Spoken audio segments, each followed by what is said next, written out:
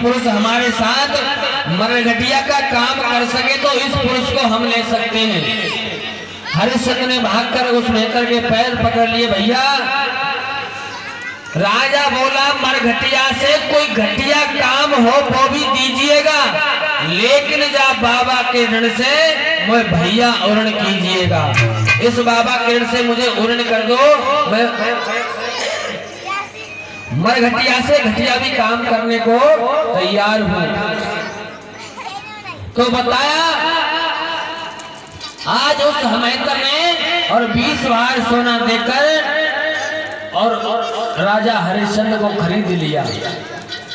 जब राजा हरिश्चंद्र को खरीदा है तो देखिए हरिश्चंद्र चलने लगे तो महारानी तारा कहती महाराज कहाँ जा रहे हो? अरे पहले आप मुझे तो बेच दो, उसके बाद आप जाना। हरिश्चंद्र कहते हैं भैया, कालू मेहतर से कहते हैं भैया थोड़ी देर और रुक जाओ, हो सकता है मेरी पत्नी और मेरे बच्चे बिक जाएं, उसके बाद मैं चला जाऊंगा आपके साथ। भगवान की लीला कहते हैं कि जो धर्म की रक्षा करता है धर्म उसकी रक्षा करता है।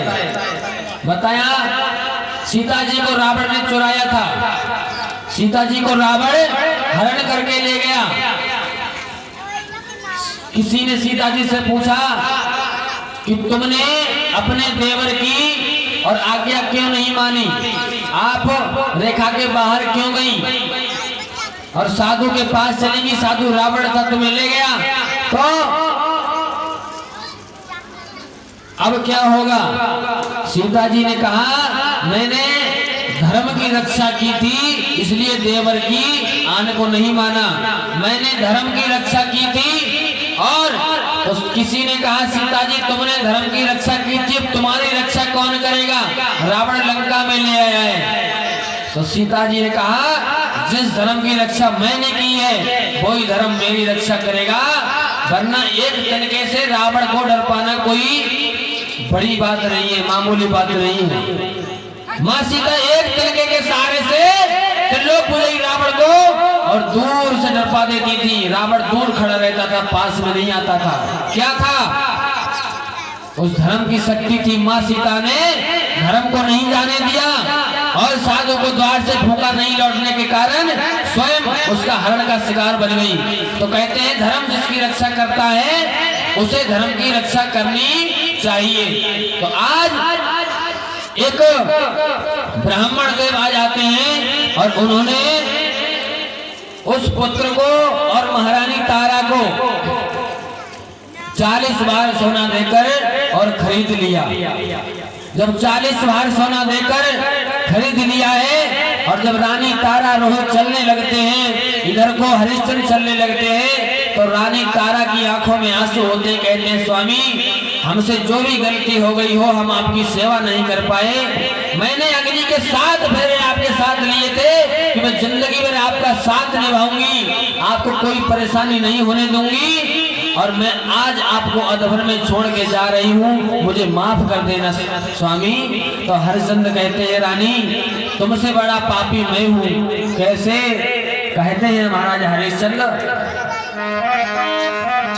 कि जाओ नर मरते मरते भी और औरत को नहीं बेचते हैं, और हम ही में पहले पापी है जो सब मर्यादा बेचते हैं।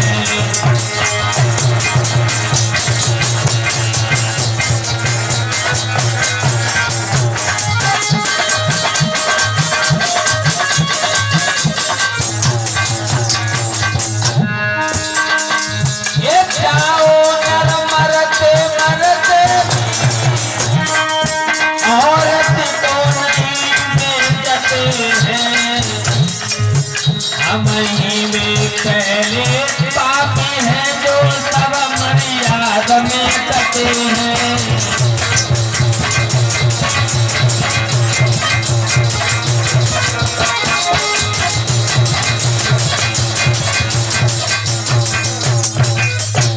कहा हरिश्चंद्र ने ऐसा कोई पुरुष नहीं हुआ समाज में जिसने अपनी पत्नी को बेचा हो, मर्यादा के विरुद्ध कोई काम किया हो, लेकिन हम ही पहले वो बड़े पापी हैं जो इस मर्यादा को तोड़ रहे हैं। हरिश्चंद्र कहते हैं जाओ रानी, जहां भी रहो खुश रहो और अपने बच्चे का ख्याल रखना। हरिश्चंद्र इधर चल देते हैं। कालू मेहतर ने कहा झाड़ू उठाओ और काशी की गलियां साफ करके आओ। आज महाराज हरिश्चंद्र काशी की गली साफ करने जा रहे हैं। जो अयोध्या का राजा है वो आज काशी की गलियां साफ करता है। एक मेहतर के कहने से ये सब समय की बात है। बताया कि सदा दिन एक से किसी के न गुजरते थे, सदा दिन एक से किसी के न गुजरते थे।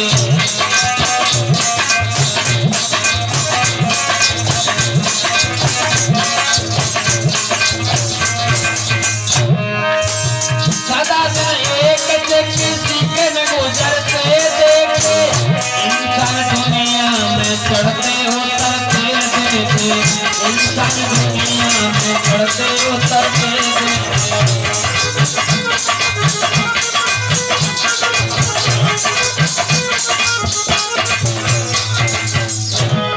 सदा दिन एक से न किसी के गुजरते देखे, इंसान दुनिया में चढ़ते उतरते देखे।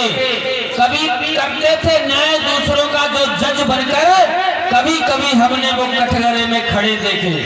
ये समय की सब बात है। समय कब किसको कहां पहुंचा दे ये किसी को नहीं पता। समय बहुत ही बलवान है और आज के जमाने में समय बहुत महंगा भी है, कीमती भी है। समय किसी के पास नहीं है। आपके गांव रसोई से सवारी के 10 रुपए जाते हो विशालगंज के, तो आप 12 भी देने को तैयार हो जाएंगे अगर उससे पहले कोई जाने को तैयार हो तो, क्योंकि हमारे पास समय नहीं है। इसलिए समय की बहुत महत्ता है। बताया कि हजारों किस्म के फानूस थे। कौन? सिकंदर। सिकंदर जानते हो? जिनके महलों में हजारों किस्म के फानूस थे। अब उनकी राख पड़ी है कब्र पे, बाकी निशान कुछ भी नहीं। राख ही राख रहेगी, निशान कुछ भी नहीं था। और कितना बड़ा पैसे वाला था सिकंदर मालूम है? 19 ऊंटों पर उसके खजाने के तालों की चाबियां लद कर जाती थी। इतना बड़ा पैसे वाला था। और जब गया तो क्या लेकर गया? बड़े रंगीन ख्वाब थे उनके, वो सारे मुल्क के मालिक थे।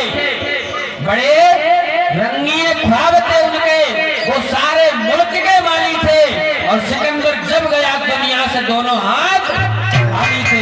जब सिकंदर जैसे हाथ खाली करके चले गए तो हमारी तुम्हारी क्या औकात है? बताया हरिश्चंद्र। पर आज समय आ गया है तो लिखा